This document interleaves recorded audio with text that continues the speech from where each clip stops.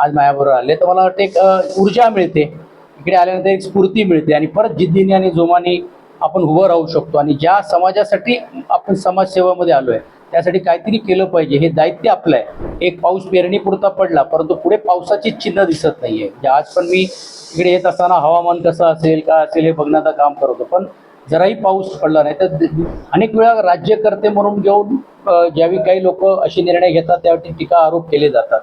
पण ते इथपर्यंत पोहोचण्यासाठी त्यांचा जो संघर्ष त्याग आहे ह्याच्याबद्दल कोण बोलत नाही. आणि कुलदेवता तुळजाभवानी असल्यामुळे आज तुळजाभवानीच्या पायी नतमस्तक होत असताना एक नवीन जिद्दीने आणि जोमाने आईचा आशीर्वाद मला मिळावा आणि तळागाळातला आणि सर्व उपेक्षित समाज असेल किंवा वर्गाला असेल न्याय मिळण्याची भूमिका या पदाच्या माध्यमातून व्हावी.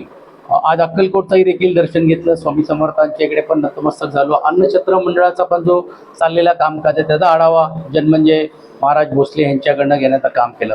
तर हा माझे घर आहे, जे म्हणून घरातला जो आनंद असतो तो पहिला कुठे यायचं. तर आज सहकुटुंब आज मी इकडे आलो आहे आणि या सर्व कार्यकर्ते तुम्ही बघतायत आमच्या समोर आहेत, सर्व माननीय खासदार आमदार सर्व ही मंडळी आज माझ्याबरोबर आले तर मला वाटतं एक ऊर्जा मिळते, इकडे आल्यानंतर एक स्फूर्ती मिळते आणि परत जिद्दीने आणि जोमाने आपण उभं राहू शकतो. आणि ज्या समाजासाठी आपण समाजसेवेमध्ये आलो आहे त्यासाठी काहीतरी केलं पाहिजे, हे दायित्व आपलं आहे. ही जी जाणीव मला वाटतं इकडे नतमस्तक होऊन झाल्यानंतर ते होते. काय सापडलं?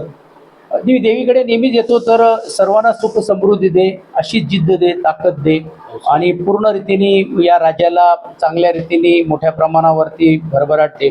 आता दुर्दैवाने पाऊस जे बघता तुम्ही की बा यावर्षी नाही आहे, एक पाऊस पेरणीपुरता पडला परंतु पुढे पावसाची चिन्ह दिसत नाही आहे. म्हणजे आज पण मी इकडे येत असताना हवामान कसं असेल काय असेल हे बघण्याचं काम करत होतो, पण जराही पाऊस पडला नाही तर देवी सरणी प्रार्थना करतो की लवकरात लवकर पाऊस पडू दे. एकादशीची वारी पण तुम्ही बघितलं असेल ते मोठ्या प्रमाणावरती आले आहेत, पण आता ती फिरल्यानंतर परत पावसाचा जोर वाढेल अशी मी आई जगदंबे आणि तुळजाभवानीकडे प्रार्थना करतो. छोट्या टीका होती. कसं आहे, टीका करणारे टीका करतात, पण काय असते माहिती आहे, त्या ज्या व्यक्तीच्या वेदना हे कोणी समजून घ्यायला पाहिजे.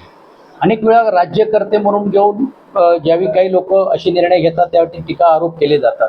पण ते इथपर्यंत पोहोचण्यासाठी त्यांचा जो संघर्ष त्याग आहे ह्याच्याबद्दल कोण बोलत नाही. आणि मला आश्चर्य वाटते की पक्षातले ज्यावेळी काही लोक सांगतात की आल्यावरती ती चांगली असतात, केले तर ती नालायक, हे असं कसं चालेल. तर मला वाटतं या सर्व गोष्टी आहेत, पण आता तो व्यासपीठ नाही आहे. पण एक गोष्ट नक्की आहे की ओमराजे असतील, मी असेल, तिकडे संजय पाटील असतील खासदार, ही जी नवीन तरुण फळी जी आहे ती निश्चितपणे पक्षाला चांगली ताकद मिळेल आणि समाजाची कामं जी रखडलेली आहे त्या भागामध्ये. आणि म्हणून तुम्ही बघितलं असेल काल परवापासून ओम आल्यापासून लगेच त्यांनी कामाचा झपाटा लावलेला आहे. आम्ही जे लोक आज या पदाचा वापर करून विधान परिषदमध्ये सर्व लोकांना एकत्रित करून घेऊन आपापल्या भागामध्ये आपापल्या विभागामध्ये आणि राज्यामध्ये जे रखडलेले जे प्रश्न आहेत त्याला